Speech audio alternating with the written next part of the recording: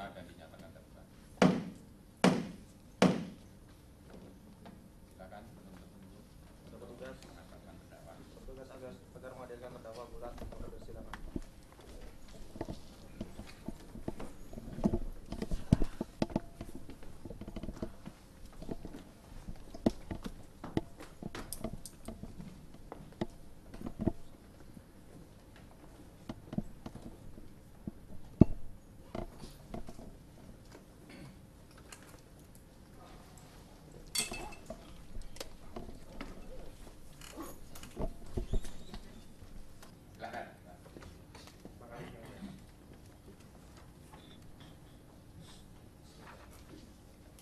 Surat tuntutan nomor tut garing 03 garing 24 garing 02 garing 2015 atas nama terdakwa Bulat Medali Mas Manurung. Nama lengkap, identitas dianggap dibacakan, riwayat penahanan dianggap dibacakan. Fakta-fakta persidangan.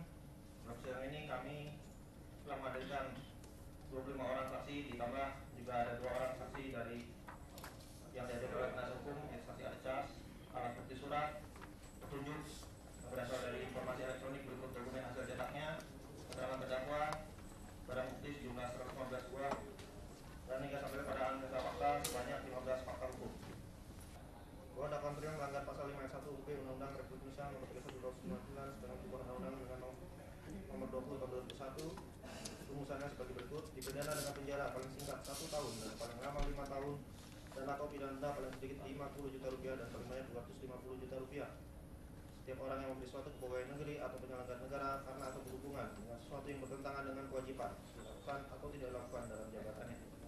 Bahwa benar terdakwa adalah seorang yang bernama Bulat Medali Mas Manurung dengan identitas sesuai sebagaimana tercantum dalam surat dakwaan. 2. Bahwa benar terdakwa selain berprofesi sebagai dosen Universitas Riau juga menjabat sebagai ketua APSKASINDO, Asosiasi Petani Kelapa Sawit Indonesia Provinsi Riau, dan memiliki kebun kelapa sawit. 3. Bahwa terdakwa selama dalam proses pemeriksaan di persidangan dalam keadaan sehat jasmani dan rohani.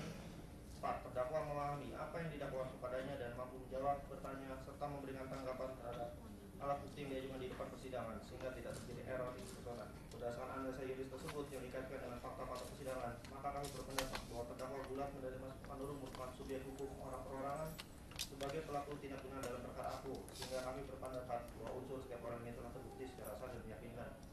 Bahwa perbuatan terdakwa telah memenuhi unsur memberi sesuatu yang dilakukan pada tanggal 24 September 2014 di depan pagar rumah Anas Makmun di perumahan Citra Grand Blok RC3 nomor 2 Cibubur, Jawa Barat, dengan cara terdakwa menyerahkan sebuah tas berwarna hitam yang berisi uang sejumlah 166.100 dolar Amerika Serikat kepada Trianto, ajudan Gubernur Riau, dan berpesan agar tas itu diserahkan kepada Anas Makmun, Gubernur Riau.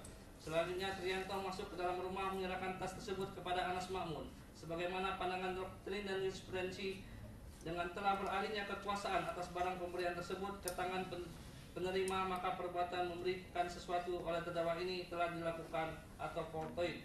Karena tas hitam berisi uang 166.100 dolar Amerika Serikat yang diserahkan terdakwa melalui perantara Trianto tersebut telah diterima oleh Anas Makmun di rumahnya. Pemberian uang tersebut karena dilatar belakangi adanya permintaan uang sebesar 2.900.000.000 rupiah dari Anas Makmun yang menghubungi terdakwa pada tanggal 22 September 2014 terkait pengurusan usulan revisi perubahan luas bukan kawasan hutan di Provinsi Riau. Bahwa dengan memperhatikan maksud dan pengertian memberi sesuatu dihubungkan dengan fakta perbuatan sebagaimana yang telah kami uraikan di atas, maka kami berkesimpulan bahwa unsur memberi sesuatu berupa uang yang seluruhnya berjumlah 166.100 dolar Amerika Serikat atau setidak-tidaknya sekitar jumlah itu telah terbukti secara sah dan meyakinkan. Bahwa benar Anas Makmun adalah seorang gubernur di Provinsi Riau periode tahun 2014 sampai dengan 2019 yang diangkat berdasarkan keputusan Presiden Republik Indonesia nomor 10/P tahun 2014 tanggal 14 Februari 2014. Bahwa berkenaan dengan pengertian otentik tentang pegawai negeri atau penyelenggara seperti bagian di atas, dan mengingat kedudukan Anas Makmun pada saat menerima uang dari terdakwa sebesar 166.100 US dollar atau setidaknya sekitar jumlah itu adalah kedudukannya selaku Gubernur Provinsi Riau. Maka dengan kedudukan yang demikian ini lebih tepat kapasitasnya adalah sebagai penyelenggara negara.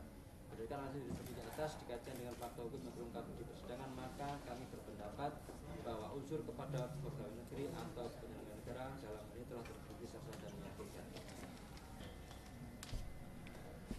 Bahwa pada persidangan perkara akuo, terdakwa melakukan pembelaan diri dengan menyangkal atau membantah beberapa hal yang didapatkan kepadanya. Yang selanjutnya kami tanggapi sebagai berikut. Bahwa terhadap keterangan terdakwa yang menyatakan dimasukkannya areal kebun sawit yang dikelola terdakwa dan teman-temannya di Kabupaten Kuantan Singingi seluas kurang lebih 1.188 hektar dan di Bagas Senembar Kabupaten Rokan Hilir seluas kurang lebih 1.215 hektar ke dalam usulan revisi tersebut adalah di luar sepengetahuan Anas Mamun, merupakan alasan yang secara rasional tidak dapat diterima karena keterangan terdakwa tersebut bertentangan dengan keterangan saksi-saksi lainnya yang telah memberikan keterangan di bawah sumpah, antara lain saksi Anas Mamun yang membenarkan bahwa terdakwa pernah meminta bantuan dirinya untuk memasukkan areal kebun sawit yang dikelola terdakwa dan teman-temannya ke dalam usulan revisi. Sehingga untuk itu Anas Mamun mengarahkan terdakwa agar berkoordinasi dengan Cecep Iskandar. Demikian pula dengan keterangan saksi Cecep Iskandar yang bersedia memenuhi permintaan terdakwa dikarenakan adanya perintah dari Anas Mamun selaku Gubernur Riau agar dirinya berkoordinasi dengan terdakwa dalam pembuatan draft pengajuan usulan revisi tersebut. Bahwa terhadap keterangan terdakwa yang menyangkal dirinya sama sekali tidak ada kepentingan dalam pemberian uang kepada Anas Mamun, namun hanya sekedar membantu Anas Mamun mencarikan pinjaman uang karena tidak berhasil meminta uang dari PT Duta Palma yang sebelumnya berjanji akan memberikan sejumlah uang terkait pengurusan revisi perubahan luas kawasan hutan menjadi bukan kawasan hutan di DPR dan Kementerian Kehutanan adalah alasannya secara rasional tidak dapat diterima karena bertentangan dengan fakta-fakta hukum yang ada di persidangan antara lain sebagai berikut. 1. Bahwa pada surat usulan revisi perubahan luas kawasan hutan menjadi bukan kawasan hutan yang ditujukan kepada Kementerian Kehutanan melalui surat Gubernur Riau nomor 050-Bapeda-8516 tanggal 17 September 2014 perihal revisi usulan perubahan luas kawasan bukan hutan di Provinsi Riau dan disertai lampiran peta revisi usulan perubahan SK Menhub 673-Menhub-Romawi-2014 tidak saja memasukkan area kebun sawit Duta Palma semata, namun juga memasukkan area kebun sawit yang dikelola oleh terdakwa dan teman-temannya di Kabupaten Kuantan Singingi seluas lebih kurang 1.188 hektar dan di Bagan Senembar Kabupaten Rokan Hilir seluas lebih kurang 1.214 hektar. Selain itu, pada surat usulan revisi tersebut juga telah memasukkan area kawasan hutan program kebun rakyat miskin atau K2I di Kabupaten Rokan Hilir seluas lebih kurang 1.700 hektar yang ternyata berada di bawah pengelolaan terdakwa menggunakan PT Anugerah Kelola Harta. Dengan demikian, terdakwa baik selaku pemilik kebun sawit maupun selaku Ketua Apkasindo Provinsi Riau serta selaku pemilik PT Anugerah Kelola Harta jelas mempunyai kepentingan untuk memenuhi permintaan uang dari Anas Mamun tersebut. Hal ini didukung oleh keterangan saksi Cecep Iskandar yang mengatakan bahwa terdakwa sempat menanyakan kepada dirinya apakah kebun milik terdakwa sudah dimasukkan ke dalam lampiran peta surat usulan revisi tersebut, dan terhadap hal ini pun juga dibenarkan oleh terdakwa dalam keterangannya di persidangan. Selain itu, terdakwa juga memberikan uang kepada Cecep Iskandar sebesar lebih kurang 26.850.000 atas bantuan Cecep Iskandar mengurus surat usulan revisi tersebut di Kementerian Kehutanan. 2. Berdasarkan bukti petunjuk berupa informasi elektronik, yaitu rekaman percakapan telepon antara terdakwa dengan Anas Mamun, berikut transkrip dokumen cetaknya. Tidak ada satupun pembicaraan yang mengatakan pemberian uang tersebut sebagai suatu pinjaman dari terdakwa kepada Anas Mamun. Hal ini juga dibenarkan oleh transaksi Anas Mamun di persidangan yang mengatakan permintaan uang kepada terdakwa tersebut adalah terkait pengurusan revisi usulan perubahan kawasan hutan di DPR dan Kementerian Kehutanan. Berdasarkan hitung-hitungan garis miring perincian biaya yang saksi perkirakan. 3. Bahwa dalam persidangan perkara akuo juga telah dibuktikan adanya peran terdakwa dalam memasukkan area kebun sawit PT Duta Palma ke dalam usulan revisi tersebut, sebagaimana keterangan saksi Zulher, Cecep Iskandar dan Anas Mamun, serta dibenarkan oleh keterangan terdakwa bahwa berdasarkan keterangan saksi Zulher dirinya menerangkan mengetahui pihak PT Duta Palma mengeluh karena dimintai uang, saham dan kebun oleh terdakwa terkait pengurusan revisi dimaksud. Pada persidangan ini juga telah dibuktikan adanya kesepakatan berupa janji pemberian uang dari PT Duta Palma sebesar 8 miliar rupiah kepada Anas Mamun untuk pengurusan revisi tersebut dan telah direalisasikan sebesar 3 miliar rupiah yang diberikan pihak Duta Palma kepada Anas Mamun melalui terdakwa.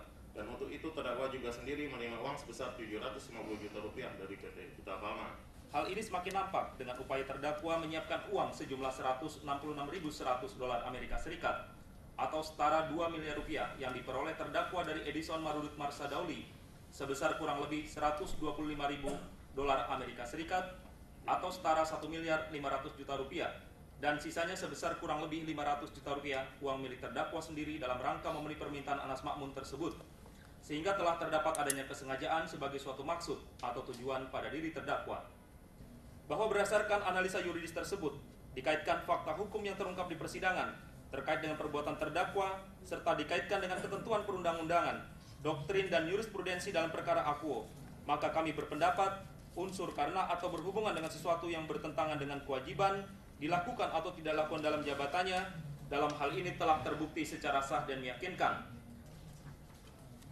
Kesimpulan, Majelis Hakim yang mulia, tim penasihat hukum terdakwa yang kami hormati, berdasarkan uraian yang kami kemukakan dalam analisa yuridis sebagaimana tersebut di atas, maka kami selaku penuntut umum berkesimpulan bahwa terdakwa Gulat Medali Emas Manurung telah terbukti secara sah dan meyakinkan menurut hukum bersalah melakukan tindak pidana korupsi sebagaimana diatur dan diancam pidana dalam pasal 5 ayat 1 huruf B Undang-Undang Nomor 31 Tahun 1999 tentang pemberantasan tindak pidana korupsi sebagaimana telah diubah dengan Undang-Undang Nomor 20 Tahun 2001 tentang perubahan atas Undang-Undang Nomor 31 Tahun 1999 tentang pemberantasan tindak pidana korupsi sebagaimana dalam dakwaan primer. Selanjutnya sampaikanlah kami kepada tuntutan pidana terhadap terdakwa. Namun sebelumnya perlu kami kemukakan hal-hal yang menjadi pertimbangan kami dalam mengajukan tuntutan pidana ini, yaitu hal-hal yang memberatkan dan yang meringankan sebagai berikut. Hal-hal yang memberatkan: 1. Perbuatan terdakwa tidak mendukung program pemerintah yang sedang giat-giatnya memberantas tindak pidana korupsi. 2. Terdakwa tidak mengakui terus terang seluruh perbuatannya. 3. Terdakwa selaku tenaga pendidik, dosen Universitas Negeri Riau maupun selaku ketua Asosiasi Petani Kelapa Sawit Provinsi Riau telah memberikan data yang tidak baik pada masyarakat. Hal-hal yang meringankan: 1. Terdakwa pelaku sopan selama pemeriksaan di persidangan. 2. Terdakwa belum pernah dihukum sebelumnya. Berdasarkan uraian tersebut di atas dengan memperhatikan ketentuan peraturan perundang-undangan yang berkenaan dengan perkara ini, kami penuntut umum dalam perkara ini menuntut agar Majelis Hakim Pengadilan Tindak Pidana Korupsi pada Pengadilan Negeri Jakarta Pusat yang memeriksa dan mengadili perkara ini memutuskan: 1. Menyatakan terdakwa Gulat Medali Emas Manurung telah terbukti secara sah dan meyakinkan menurut hukum bersalah melakukan tindak pidana korupsi sebagaimana diatur dan diancam pidana dalam pasal 5 ayat 1 huruf B Undang-Undang Nomor 31 Tahun 1999 sebagaimana juga dengan Undang-Undang Nomor 20 Tahun 2001 tentang pemberantasan tindak pidana korupsi sebagaimana dalam dakwaan primer. 2. Menjatuhkan pidana terhadap Gulat Medali Emas Manurung berupa pidana penjara selama 4 tahun 6 bulan dikurangi selama terdakwa berada dalam tahanan dengan perintah supaya terdakwa tetap ditahan dan ditambah dengan pidana denda sebesar 150 juta rupiah subsidiar 6 bulan kurungan. 3. Menyatakan barang bukti sebagaimana terdapat pada daftar barang bukti nomor 1 sampai dengan 115 seluruhnya dipergunakan dalam perkara lain. 4. Menetapkan terdakwa membayar biaya perkara sebesar Rp10.000. Demikian tuntutan ini dibacakan dan diserahkan di persidangan pada hari ini Kamis tanggal 5 Februari 2015. Semoga Tuhan Yang Maha Esa selalu memberikan perlindungan dan petunjuk kepada kita semua. Amin. Menuntut umum pada Komisi Pemberantasan Tindak Pidana Korupsi. Persidangan akan dibuka kembali atas hari Kamis tanggal 12 Februari 2015.